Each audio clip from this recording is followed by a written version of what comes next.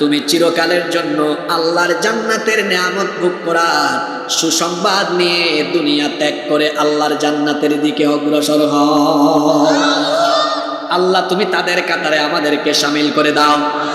শরীর থেকে রূহটা বের হবে, জান্নাত থেকে আসা ফেরেশতারা জান্নাতি কাফনের মধ্যে রূহটা ঢুকায় ফেলবে।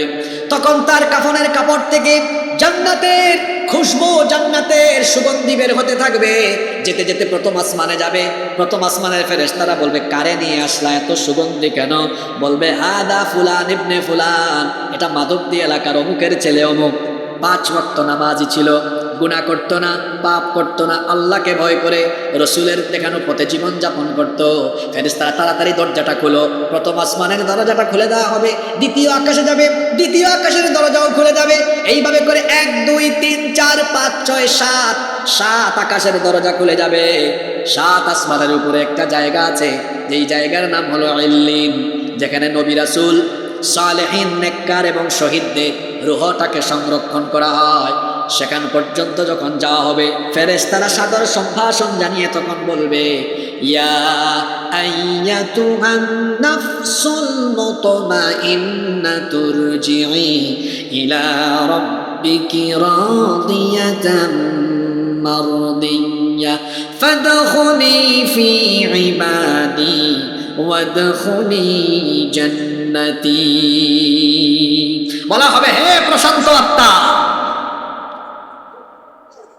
ইয়া আইয়াতুহান নাফসুল মুতমাইন্না, হে প্রশান্ত আত্মা, ইরজিই ইলা রাব্বিকি রাদিয়াতাম মারদিয়্যা, তোমার রবের ক্ষমা আর সন্তুষ্টির উদ্দেশ্যে বের হয়ে তোমার রবের ক্ষমা আর সন্তুষ্টির দিকে আসো।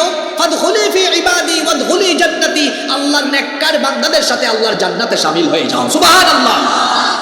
ও যুবক ভাইয়েরা, কষ্ট হচ্ছে নাকি আপনাদের? এই রকম শ্রেষ্ঠ মৃত্যু, ভালো মৃত্যু, সুন্দর মৃত্যু আমরা সবাই চাই কি চাই না?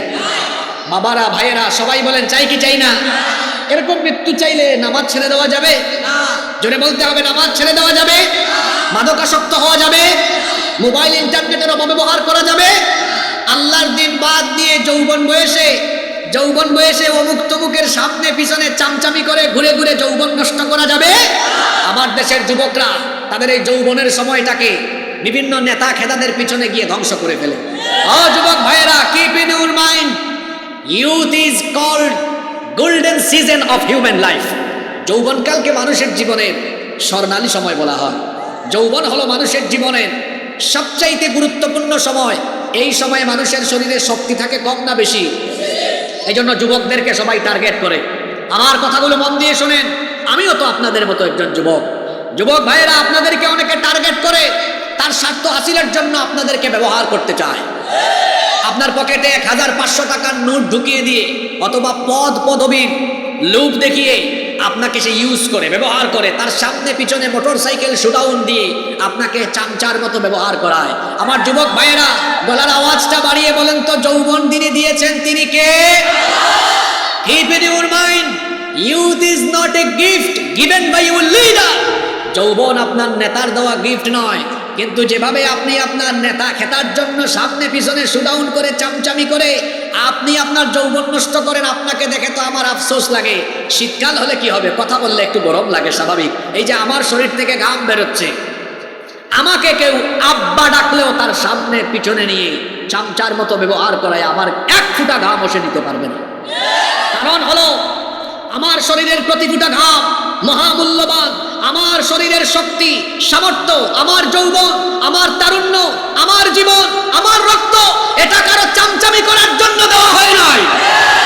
এজন্য নরসিংদীর যুবক তরুণদেরকে বলবো, তথাকথিত বিভিন্ন ব্যক্তি যারা আপনাদের যৌবন নিয়ে ব্যবসা করতে চায়, যৌবনকে ব্যবহার করে নিজেদের স্বার্থ হাসিল করতে চায়, আপনার জীবনের শ্রেষ্ঠ দৌলত এই যৌবন তাদের সামনে পিছনে ব্যয় করে, শরীরের ঘাম, রক্ত, যৌবন, শক্তি, সামর্থ্য তাদের পিছনে ব্যয় করে তাদের চামচামি করবেন না। বরং আপনার তারুণ্য, আপনার যৌবন, আপনার ঘাম, আপনার রক্ত, আপনার জীবন যদি খরচ করতেই হয়, তাহলে কোরআনের মিছিলে আল্লাহর জমিনে আল্লাহর দ্বীন কায়েমের জন্য উৎসর্গ করতে হবে।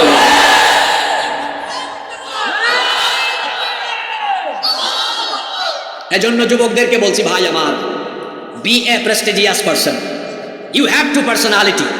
আপনার মধ্যে ব্যক্তিত্ব থাকা দরকার।